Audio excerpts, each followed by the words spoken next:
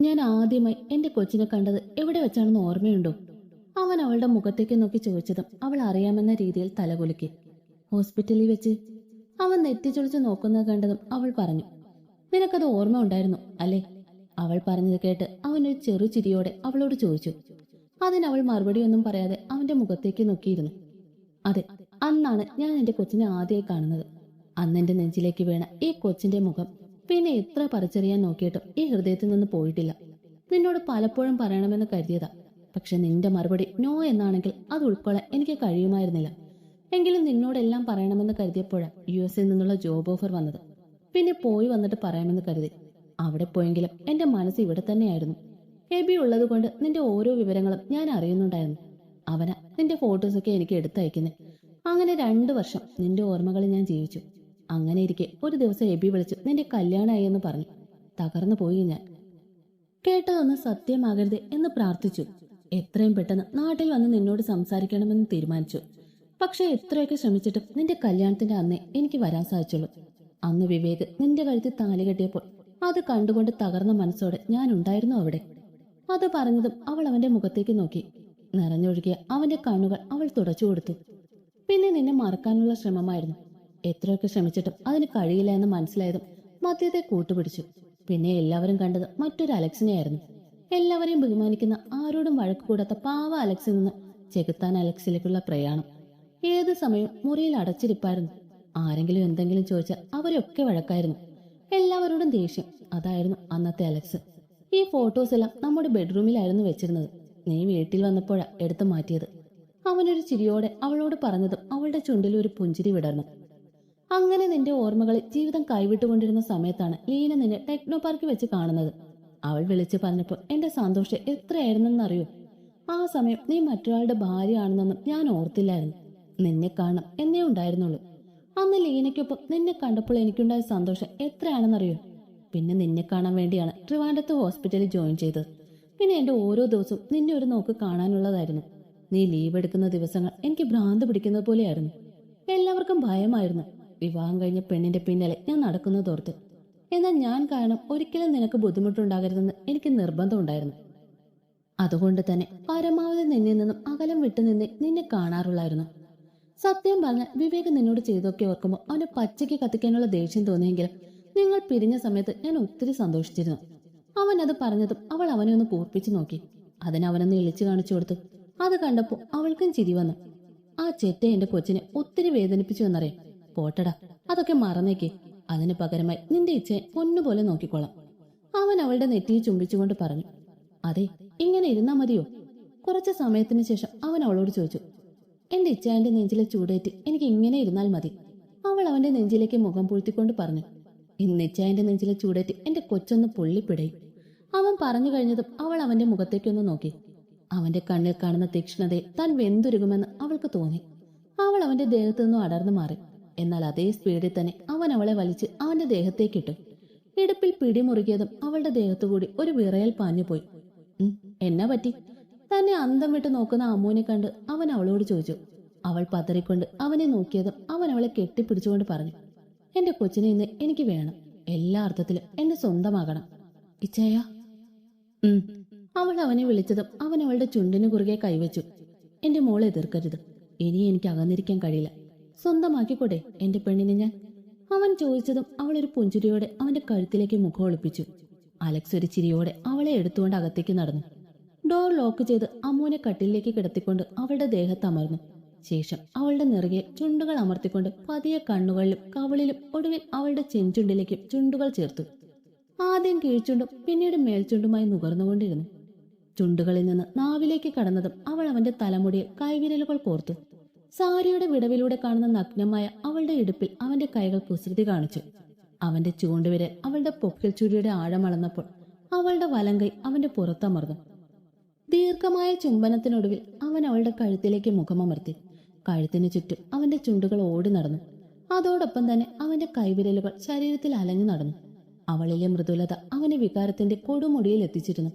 അവന്റെ കൈകളാൽ അവളുടെ വസ്ത്രങ്ങൾ അഴിഞ്ഞു വീണതും അവൾ നാണത്തോടെ അവന്റെ നെഞ്ചിലേക്ക് ഒളിച്ചു.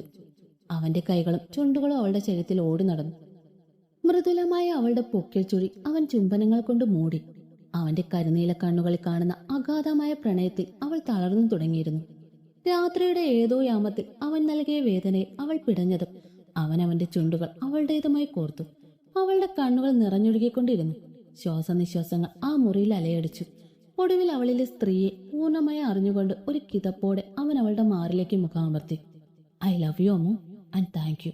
അവസാന കിതപ്പോടെ അവൻ അവളിൽ നിന്നും അടർന്നു മാറിക്കൊണ്ട് അവളോടായി പറഞ്ഞതും അവൾ അവനെ ഇരു കൈകൾ കൊണ്ടും ഇറുകെ പുണർന്നു. അവന്റെ പ്രണയത്തിന്റെ തീവ്രതയെ തളർന്ന അവളെ അവൻ അവന്റെ നെഞ്ചിലേക്ക് ചേർത്ത് കിടത്തി. ഒത്തിരി വേദനിച്ചോടാ? അവന്റെ ദന്തങ്ങളാൽ ചുവന്ന അവളുടെ കഴുത്തിലെ പാടി തലോടിക്കൊണ്ട് അവൻ ചോദിച്ചതും അവൾ അവന്റെ മുഖത്തേക്ക് നോക്കി പുഞ്ചിരിയോടെ ഇല്ലെന്ന് തലയാട്ടി. ചുവന്നു തൊടുത്ത അവളുടെ ചുണ്ടുകൾ കാണുന്തോറും അവന്റെ ഉള്ളിൽ വീണ്ടും വികാരത്തിന്റെ വേലിയേറ്റമുണ്ടായി. അവളിൽ പടർന്നു കയറാനായി അവന് വീണ്ടും കൊതി തോന്നി. അവളുടെ ചുവന്ന ചുണ്ടുകൾ ചേർത്തുകൊണ്ട് അവൻ അവളെ വീണ്ടും ഒരു പെരുമഴയെ പെയ്തിറങ്ങി. ബാൽക്കണിയിൽ നിന്നും ലക്ഷ്മിയോട് ഫോണിൽ സംസാരിക്കുകയായിരുന്നു വിവേക്. നിനക്ക് എന്താ ലച്ചു? ഞാൻ ആരോട് സംസാരിച്ചു എന്നാ? അവൾ എന്റെ അമ്മാവന്റെ മോള. എനിക്ക് അവൾ പെങ്ങളെപ്പോലെ.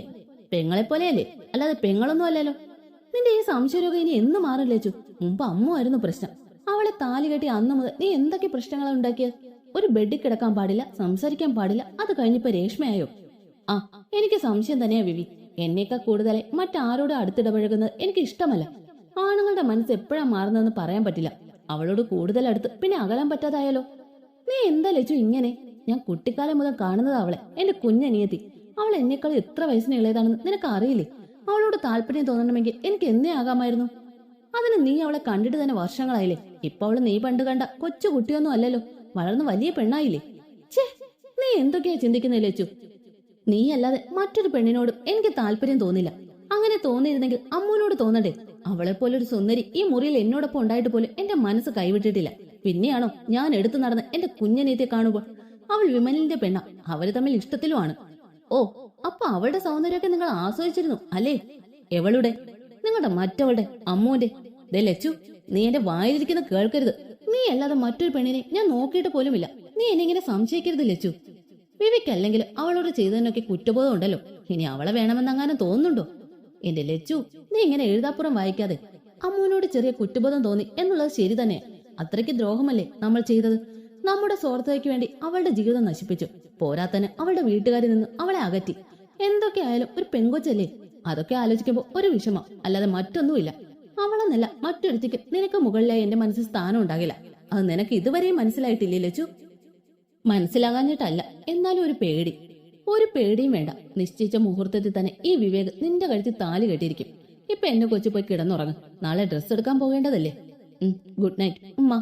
ഉമ്മ, സീ ടുമാറോ. അതും പറഞ്ഞുകൊണ്ട് അവൻ ഫോൺ കട്ട് ചെയ്ത് തിരികെ റൂമിലേക്ക് കയറിയതും വാതിലിനോട് ചേർന്നുള്ള ചുവരിച്ചാരി കണ്ണടച്ച് നിൽക്കുന്ന വിമലിനെയാണ് കാണുന്നത്. അവന്റെ കണ്ണുകളിൽ നിന്ന് നീർത്തുള്ളികൾ ഒഴുകി ഇറങ്ങുന്നുണ്ട്. താൻ സംസാരിച്ചതൊക്കെ കേട്ടു എന്നുള്ളത് വ്യക്തമാണ്. വിവേക് എന്ത് ചെയ്യണമെന്നറിയാതെ നിന്നുപോയി. വിവേക് പതിയെ ചെന്ന് അവന്റെ തോളിൽ കൈവച്ചതും അവൻ കണ്ണുകൾ തുറന്ന് വിവേകിനെ ഒന്ന് നോക്കി. അവന്റെ കണ്ണുകളിൽ നിന്ന് വരുന്ന തീക്ഷ്ണതയേറിയ നോട്ടത്തിൽ താൻ ദഹിച്ചു പോകുമെന്ന് വിവേകിന് തോന്നി. ഏട്ടത്തിയുടെ ഫ്രണ്ട് മാളവിക നിങ്ങളുടെ ചതിയെക്കുറിച്ച് പറഞ്ഞപ്പോഴും ഒന്നും സത്യമാകരുത് എന്ന് പ്രാർത്ഥിച്ചാൽ ഞാൻ. പക്ഷേ നിങ്ങൾ ഇത്രയും വലിയ നീചനായിരുന്നു എന്ന് ഞാൻ അറിഞ്ഞിരുന്നില്ല ഏട്ടാ. വിവേകിന്റെ അടുത്തേക്ക് ചെന്ന് ഒരു മുരൾച്ച പോലെ അവൻ പറഞ്ഞതും അറിയാതെ അവന്റെ തല കുനിഞ്ഞുപോയി. ഒരു പാവം പെണ്ണിന്റെ ജീവിതം തകർത്ത് അതിനെ ആരോരും ഇല്ലാതെ ആക്കിയിട്ടാണല്ലേ നിങ്ങളിവിടെ പുതിയ ജീവിതം സ്വപ്നം കണ്ട് നടക്കുന്നത്? വിമൽ ദേഷ്യത്തോട് ചോദിച്ചു. മോനെ, ഞാൻ മിണ്ടരുത്. നാണമില്ലല്ലോ സ്വന്തം നേട്ടത്തിനെ ഒരു തെറ്റും ചെയ്യാത്തൊരു പാവം പെൺകുട്ടിയുടെ ജീവിതം നശിപ്പിക്കാൻ. എങ്ങനെ തോന്നി നിങ്ങൾക്ക്? ഇത്രയും ക്രൂരത അതിനോട് കാണിച്ചപ്പോൾ ഒരു ഇത്തിരി കുറ്റബോധം പോലും തോന്നിയില്ലേ നിങ്ങൾക്ക്? വിമലിന്റെ ചോദ്യങ്ങൾക്കൊക്കെയും ഉത്തരം പറയാനാവാതെ തല കുനിച്ചു നിൽക്കാനേ അവന് സാധിച്ചിരുന്നുള്ളൂ. അന്നത്തെ ഏട്ടത്തിയുടെ നിലവിളി അതിപ്പോഴും എന്റെ ചെവിയിലേക്ക് തുളച്ചു കയറുക. അതിന്റെ കണ്ണുനീരിന്റെ ശാപം ഈ ജന്മ ഈ കുടുംബത്തിൽ നിന്നും പോവില്ല. ഞാൻ അന്നേ എല്ലാവരോടും പറഞ്ഞല്ലേ എനിക്ക് ലക്ഷ്മിയെ ഇഷ്ടമാണെന്ന്. അപ്പൊ അച്ഛനല്ലേ സമ്മതിക്കാത്തത്? വിമലിന്റെ വാക്കുകൾ കേട്ടതും വിവേക് അവനോടായി ചോദിച്ചു. നാണമില്ലേ നിങ്ങൾക്ക് ഇങ്ങനെ ചോദിക്കാൻ? അച്ഛൻ സമ്മതിച്ചില്ലേ മറ്റെന്തെല്ലാം മാർഗം ഉണ്ടായിരുന്നു ഈ കല്യാണം ഒഴിയാൻ? നിങ്ങൾക്ക് ഏട്ടത്തെ കണ്ട് പറയാമായിരുന്നല്ലോ, അല്ലെങ്കിൽ ലക്ഷ്മിയെ കൂട്ടി എങ്ങോട്ടെങ്കിലും പോകാമായിരുന്നല്ലോ. അതൊന്നും ചെയ്യാതെ അതിന്റെ ജീവിതം നശിപ്പിച്ചിട്ട് ഇപ്പൊ അച്ഛനെ കുറ്റം പറയുന്നു. അവൻ ദേഷ്യത്തോടെ ചോദിച്ചത് വിവേക് ദയനീയമായി അവനെ നോക്കി. അച്ഛനെ ധിക്കരിച്ചുകൊണ്ട് ഞാൻ ലക്ഷ്മിയെ കൊണ്ട് പോയിരുന്നെങ്കിൽ ഇങ്ങനൊരു മകനില്ലെന്ന് അച്ഛൻ തീരുമാനിച്ചേനെ. അതുകൊണ്ട് ഇങ്ങനൊരു ചതി ചെയ്യാന്ന് കരുതി. ഏട്ടത്തിയുടെ ജീവിതം നശിച്ച നമുക്കെന്താ അല്ലേ? അവര് നമ്മുടെ ആരും അല്ലല്ലോ അല്ലേ? വിവേകിന്റെ വാക്കുകൾ കേട്ട് വിമൽ പരിഹാസത്തോട് ചോദിച്ചു. പ്രായത്തിൽ എന്നെക്കാളും ഇളയതാണെങ്കിൽ ഒരു ചേച്ചിയുടെ സ്ഥാനത്ത് നിന്ന് എന്റെ ഓരോ കാര്യങ്ങളും നോക്കിയിരുന്നത്. അങ്ങനെയുള്ള അവരെ അറിയാതെ ആണെങ്കിലും എന്റെ നാവ് കൊണ്ട് തന്നെ ദുഷിച്ചു പറഞ്ഞു. എല്ലാം നിങ്ങൾ കാരണം. ഈ പാവഭാരവും പേറി നിങ്ങൾക്ക് സമാധാനത്തോടെ ജീവിക്കാൻ സാധിക്കോ? ഒരു ഈശ്വരന് നിങ്ങളോട് പൊറുക്കില്ലേട്ടാ. ഈ ചെയ്തതിനൊക്കെ അനുഭവിക്കും. ഒരു തെറ്റും ചെയ്യാത്ത ഒരു പെണ്ണിന്റെ കണ്ണുനീരിന്റെ ശാപം ഈ കുടുംബത്തിനെ ഒന്നാകെ തകർക്കും. ഓർത്തു വെച്ചോ നിങ്ങൾ. മോനെ, വിളിക്കരുത് ഇനി നിങ്ങളെന്നെ അങ്ങനെ. വെറുപ്പ് തോന്നും നിങ്ങളോട് എനിക്ക്. ഒത്തിരി ബഹുമാനിച്ചിരുന്നു നിങ്ങളെ ഞാൻ. പക്ഷെ ഇപ്പോ മറയാൻ വന്നത് മുഴുവനാക്കാതെ അവൻ അവിടെ നിന്നും പോയി. വിമലിന്റെ വാക്കുകൾ വെന്ത നേറി വിവേക് അവിടെ തറഞ്ഞു നിന്നു. റൂമിലേക്ക് കയറിയ വിമലിന്റെ ചെവിയിലേക്ക് അമ്മുവിന്റെ അന്നത്തെ ഹൃദയം പൊട്ടിയുള്ള കരച്ച് അലയടിച്ചുകൊണ്ടിരുന്നു. അതീവ സങ്കടത്തോടെ അവൻ ഇരു ചെവിയിലേക്കും കൈകൾ ചേർത്ത് വെച്ച് മുട്ടുകാലിൽ ഇരുന്നുകൊണ്ട് പൊട്ടിക്കരഞ്ഞു. പുതപ്പിനുള്ളിൽ നഗ്നമായ അലക്സിന്റെ നെഞ്ചിൽ തലവെച്ച് ഉറങ്ങുകയായിരുന്നു അമ്മു. അവളുടെ നഗ്നമായ പുറമേനിൽ അവൻ മൃദുവായി തലോടുന്നുണ്ടായിരുന്നു. ഹെഡ് റെസ്റ്റിലേക്ക് ചാരി കണ്ണുകൾ അടച്ചാണ് ഇരിക്കുന്നതെങ്കിലും അവന്റെ ചുണ്ടിൽ മനോഹരമായ പുഞ്ചിരി തത്തിക്കളിക്കുന്നുണ്ടായിരുന്നു. നഷ്ടപ്പെട്ടതെന്തോ നേടിയെടുത്തവന്റെ സന്തോഷം ഉണ്ടായിരുന്നു അവന്റെ മുഖത്ത്. പതിയെ അവൻ മിഴികൾ തുറന്ന് അമ്മൂനെ ഒന്ന് നോക്കി. നിഷ്കളങ്കമായ അവളുടെ മുഖത്തേക്ക് അവൻ പ്രണയത്തോടെ നോക്കിയിരുന്നു. ഐ ലവ് യു വാവേ. പതിയെ അവളുടെ നെറുകയിൽ മുത്തിക്കൊണ്ട് അവൻ പറഞ്ഞു. ശേഷം അവളുടെ ചുണ്ടിൽ അമർത്തി മുത്തിക്കൊണ്ട് എഴുന്നേറ്റ് താഴെ കിടന്ന് മുണ്ടെടുത്തു കൊടുത്തു. അമ്മൂസേ, വാവേ, എണീറ്റേ. അലക്സ് അവളെ തട്ടി വിളിച്ചതും അവൾ ചിണുങ്ങിക്കൊണ്ട് ഒന്നുകൂടെ പുതപ്പിനുള്ളിലേക്ക് ചുരുണ്ടുകൂടി. മോളെ വന്നേ, ഇപ്പൊ തോട്ടത്തിലെ പണിക്കാരൊക്കെ വരും, എഴുന്നേറ്റേ. അവൻ അവളുടെ കവിളിൽ തട്ടിക്കൊണ്ട് പറഞ്ഞതും അവൾ അവന്റെ കൈ പിടിച്ച് കഴുത്തടുക്കിലേക്ക് വെച്ചുകൊണ്ട് പറഞ്ഞു, ഇച്ചായ, ഐ ലവ് യു. അത് കേട്ടതും അവന് ഒത്തിരി സന്തോഷം തോന്നി. അവനൊരു പുഞ്ചിരിയോടെ അവളുടെ കവിളിൽ ചുണ്ടു ചേർത്തു. ശേഷം പുതപ്പിനുള്ളിലൂടെ അവളുടെ അണിവയറി ഇക്കിളിയാക്കി. അപ്പോഴേക്കും അമ്മു കണ്ണുകൾ പതിയെ തുറക്കാൻ തുടങ്ങി. മിഴികൾ തുറന്നു നോക്കിയ അമ്മു തന്നെ നോക്കിയിരിക്കുന്ന അലക്സിനെയാണ് കാണുന്നത്. പെട്ടെന്ന് അവനെ കണ്ടതും അവളൊന്ന് പതറി. തലേന്ന് രാത്രിയിലെ സംഭവം ഓർത്തതും അവൾക്ക് അവന്റെ മുഖത്തേക്ക് നോക്കാൻ ജാളിയത തോന്നി. അവൾ അവനെ നോക്കാതെ തിരിഞ്ഞു കിടന്നു. എന്താണ്, എന്റെ കൊച്ചിന് നാണമാകുന്നു? അവൻ അവളുടെ കഴുത്തിലേക്ക് മുഖം അടുപ്പിച്ചുകൊണ്ട് ചോദിച്ചതും അവൾ തലയിണയിലേക്ക് മുഖം അമർത്തി കിടന്നു. അമ്മൂസേ. അവളെ മലർത്തി കിടത്തിക്കൊണ്ട് മൂക്കിൽ മൂക്കുരസിക്കൊണ്ട് വിളിച്ചതും അവൾ മുഖമുയർത്തി അവനെ ഒന്ന് നോക്കി. ഇങ്ങനെ എന്റെ മുന്നിൽ നിൽക്കുമ്പോ ഉണ്ടല്ലോ പെണ്ണെ, നിന്നെ അങ്ങ് കടിച്ചു തിന്നാൻ തോന്നുക. ഒരു കള്ളച്ചിരിയോടെ അവളെ മൊത്തത്തിലൊന്ന് ഒഴിഞ്ഞു നോക്കിക്കൊണ്ട് പറഞ്ഞതും അവൾ അവളെ സ്വയം ഒന്ന് നോക്കി. അയ്യേ. പെട്ടെന്ന് തന്നെ മാറി നിന്നും ഊർന്നു മാറിയ പുതപ്പെടുത്ത് അവൾ മൂടി പുതച്ചു. അവളുടെ കാട്ടിക്കൂട്ടലുകൾ കണ്ട് ചിരിച്ചുകൊണ്ട് അവളുടെ ചെവിയിലെ അവൻ പറഞ്ഞു, നാണമൊക്കെ ഇച്ചായി ഇന്നലെ മാറ്റി തന്നതല്ലേ, അതോ ഇനിയും ഉണ്ടോ? ഉണ്ടെങ്കിൽ ഇപ്പൊ തന്നെ മാറ്റിത്തരാം, പോ അവിടെന്ന്. അവൻ പറഞ്ഞു കേട്ട് അവൾ അവന്റെ നെഞ്ചി പിടിച്ച് പിന്നിലേക്ക് തള്ളിക്കൊണ്ട് പുതപ്പും വാരി ചുറ്റി അവൾ കട്ടിലിൽ നിന്നും എണീറ്റു. പെട്ടെന്നാണ് ബെഡിൽ ഉണങ്ങിപ്പിടിച്ച രക്തക്കറ അവൾ കണ്ടത്. ഒരു വെപ്രാളത്തോടെ അവൾ ആ ഷീറ്റ് പില്ലോ എടുത്ത് മറച്ചു വെച്ചു. അവളുടെ വെപ്രാളവും പരവേശവും ഒക്കെ കണ്ട അലക്സ് അവളുടെ അടുത്തേക്ക് ചെന്ന് പില്ലോ മാറ്റി നോക്കിയതും ഉണങ്ങിയ ചോരപ്പാടിലേക്ക് അവന്റെ കണ്ണുകൾ ചെന്നു. അവനൊരു പുഞ്ചിരിയോടെ ആ ഷീറ്റ് വലിച്ചെടുത്ത് അതിൽ വിരലോടിച്ചുകൊണ്ട് അവളെ നോക്കി. അവന്റെ കണ്ണുകളിൽ കാണുന്ന പ്രണയത്തിന്റെ തീവ്രത താങ്ങാനാവാതെ അവൾ മുഖം കുനിച്ചു നിന്നു. അവൻ അവളുടെ അടുത്തേക്ക് ചെന്നുകൊണ്ട് അവളുടെ താടിയിൽ പിടിച്ചുകൊണ്ട് മുഖമുയർത്തി അവളുടെ നെറുകയിൽ ചുംബിച്ചു. ശേഷം കണ്ണുകളിലും കവളിലും അവന്റെ ചുണ്ടുകൾ ഓടി നടന്നു. ഒടുവിൽ അവളുടെ ചെഞ്ചുണ്ടിൽ അമർത്തി മുത്തിക്കൊണ്ട് അവൻ താഴെ കിടന്ന് അവന്റെ ഷർട്ട് എടുത്ത് അവൾക്ക് ധരിച്ചു കൊടുത്തു. എന്നിട്ട് അവളെയും എടുത്തുകൊണ്ട് അവൻ പുറത്തേക്ക് നടന്നു. ഫ്രഷായി പുറത്തേക്ക് ഇറങ്ങിയപ്പോഴാണ് തനിക്കിടാനുള്ള ഡ്രസ്സ് ബെഡിലിരിക്കുന്നത് അമ്മു കണ്ടത്. അലക്സിനെ നോക്കിയിട്ട് അവിടെയൊന്നും കണ്ടില്ലായിരുന്നു. ഒരു പുഞ്ചിരിയോടെ അവൾ ഡ്രസ്സ് എടുത്ത് ധരിച്ചു. ഒരു വൈറ്റ് ടീഷർട്ടും ബ്ലൂ പലാസോയും ആയിരുന്നു വേഷം. മുടി തോർത്താൻ തുടങ്ങിയപ്പോഴാണ് സൈഡ് ടേബിളിൽ ഒരു കോഫി മഗ് വെച്ചിരിക്കുന്നത് കണ്ടത്. തല തോർത്തി ടവൽ സ്റ്റാൻഡിലേക്ക് ഇട്ടുകൊണ്ട് അവൾ കോഫി മഗ് കയ്യിലെടുത്ത് ഒന്ന് സിപ്പ് ചെയ്തു. I wish you would love me and beat me every time. I love you so much dear. അതും മനസ്സിൽ പറഞ്ഞുകൊണ്ട് ഒരു പുഞ്ചിരിയോടെ അവൾ ബാൽക്കണിയിലേക്ക് ഇറങ്ങി. കോഫി സിപ്പ് ചെയ്തുകൊണ്ട് അവൾ അവിടെയൊക്കെ നോക്കിയതും തോട്ടത്തിന്റെ ഒരു സൈഡിൽ നിന്ന് അലക്സ് ജോലിക്കാർക്ക് നിർദ്ദേശങ്ങൾ നൽകുന്നതാണ് കണ്ടത്. അവൾ അവനെ തന്നെ നോക്കി നിന്നു. അപ്പോഴാണ് റൂമിലിരുന്ന് അവളുടെ ഫോൺ ബെല്ലടിക്കുന്ന സൗണ്ട് കേട്ടത്. പെട്ടെന്ന് അവൾ ചെന്ന് ഫോൺ എടുത്ത് നോക്കിയതും മാളുവിന്റെ കോളായിരുന്നു. ഹലോ. ഫോൺ എടുത്ത് ഹലോ പറഞ്ഞതും അവിടുന്ന് കുറെ തെറിയാണ് കേട്ടത്. എത്ര വട്ടം നിന്നെ ഇന്നലെ വിളിച്ചു അമ്മു? വിളിക്കുമ്പോഴൊക്കെ സ്വിച്ച് ഓഫ് ആയിരുന്നു. സോറിടാ, ചാർജ് തീർന്ന് ഓഫായതാ. എന്താടാ വിളിച്ച്? അവിടെ എന്തെങ്കിലും വിശേഷമുണ്ടോ? ആ, ഒരു വിശേഷം ഉണ്ടായി. അതും പറഞ്ഞുകൊണ്ട് അവൾ വിവേകം വീട്ടുകാരും കൂടി കല്യാണം പറയാൻ വന്നതും മാളു അവനെ തല്ലിയതും അത് വിമൽ കണ്ടതും പിറ്റേന്ന് അവൻ അവളെ കാണാൻ വന്നതും അവൾ സത്യങ്ങളൊക്കെ അവനോട് പറഞ്ഞതും എല്ലാം അമ്മുവിനെ അറിയിച്ചു. നീ എന്തിനാ അവനോടെല്ലാം പറഞ്ഞ്? ഇനി അവരൊക്കെ അറിഞ്ഞിട്ട് എനിക്ക് എന്ത് കിട്ടാനാ? ഒന്നും കിട്ടാൻ വേണ്ടിയല്ല, എന്നാലും സത്യങ്ങളെല്ലാം എല്ലാവരും അറിയണം.